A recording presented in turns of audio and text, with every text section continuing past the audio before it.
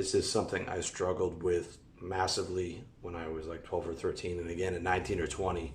Something that, quote, ran in my family, but something that I have to tell you, that depression itself, in my opinion, in my very unscientific opinion, doesn't exist. In the sense of, that's not trying to negate any of the pain that you've ever felt, or low moods or anything like that. I know exactly what that feels like. I wouldn't wish that on my worst enemy. Mine is about 5 people. And what I'm trying to say is that, in my opinion, depressed is a state. Okay, the state is very real. The pain is very real. The pattern of going into that is very real. Both, and it does. It is affected by your parents, your family history, and the circumstances that you're going through in your life. This is a very, very real thing, a very painful thing. But I'm saying that depression is itself. I really hate that label because it's sort of like something I have. Like diabetes is something I have. Cancer is something I have. Cancer is attacking you while you sleep. Depressed is a state that you go into, and you have control over all your states. That's not trying to blame anybody. It's trying to educate people, and it's how I educated myself out of that to be able to control my moods, which I think is absolutely the most important skill in life, is state control. State being your mental thoughts, your physical sensations, and your emotions. Those all combine together to be called state, and your life from birth to death is literally state changes. That's it. Okay, you're going from depressed to angry to sad to happy to bliss to horny, right? All these different states, based on a combination of those 3 things: thoughts, feelings, sensations in your body. Okay, depressed is a state that you can't afford to be in. I'm talking about literally, man, because you're trying to go get money. You can't get money when you're depressed. You can't make cold calls. You can't do work on your website. You can't close clients. You can't get on the phone with angry clients and pacify their moods. You can't sell properly. In the sales training that I do, in addition to RLD, I've been working with my partner there for almost a year, and when he's in a bad mood, I can hear his state is like 4 points lower. If 10 is bliss or like really peak state, when he's in a bad mood, his state's down like a 5, and he's not closing anybody. And I'm reminding him, dude, get that state up at least for the hour. We can't afford to be in a low state because the client can hear it, and the client's not going to close. Okay, it sounds like somebody's depressed on the other end of the phone. Nobody wants to buy from that guy. And when you choose to be in depressed, you don't have any balls, right? You can't push back. You can't go through objections. Okay, and all the periods in my life where I was depressed, it would be like I'm skipping school. Okay, on the weekends, or I'm in university but I'm not really going to school.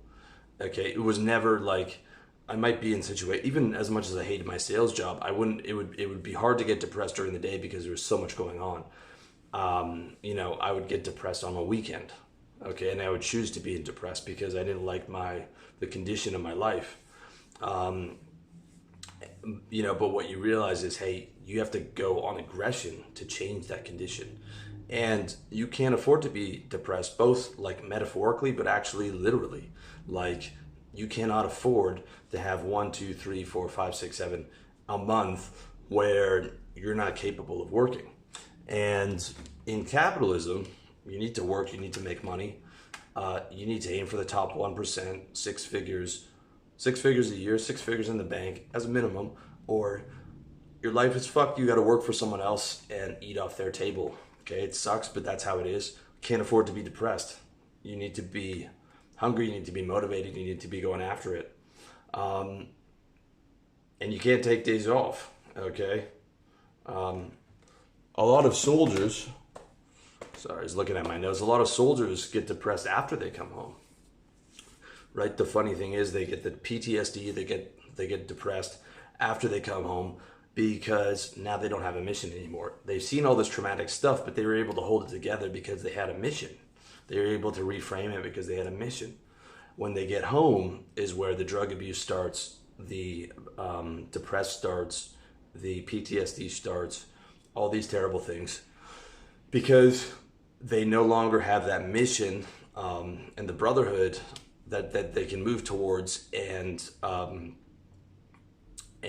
feel a sense of purpose and an action plan, which is why you need to have a motherfucking mission every day. You need to wake up, okay? And it just like brushing your teeth, you need to wake up and work on your mission. Just staying in bed and being depressed is just not allowed. And really the simplest thing out of the state of depressed is just a focus change. Literally be like, okay, I'm observing my thoughts. What am I actually feeling? Well, I'm feeling the state that I've called depressed in the past, or other people call depressed. But what I'm really feeling is I'm feeling some low-grade nausea in my body. I'm feeling low energy. My thoughts that are recurring are negative. My outlook on the future is negative.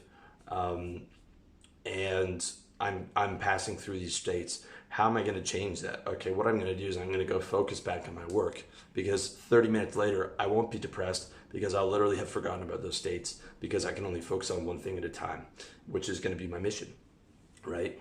And you can literally just observe your way out of these situations.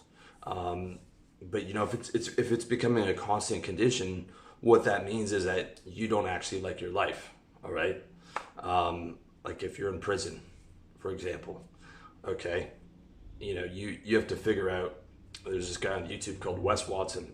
For some reason, I love all this prison stuff, or I love hearing about soldiers and their crazy stories, because the stuff that they're able to endure and survive and thrive just makes me and my problems feel like a fucking pussy, and all my problems feel very small, which is exactly what I want. I want all my problems to be small. I want to keep telling myself how good life is, how good I have it, how I don't have any real problems, and the only real problem is a health problem, okay? Those are some of the affirmations that I tell myself every day. But anyways, he talks about, you know, being in solitary for 14 months at a time, being in the shoe, being locked in the back, you know, with these animals, and not being able to step outside of his cell for 14 months, having a bird bath, the shower, like in the, you know, in the sink, right? Not having a shower for 14 months, not seeing daylight for 14 months, being locked in, you know, a 200 square foot, 150 square foot cell, 14 months. Some guys are in there for 15, 20 years.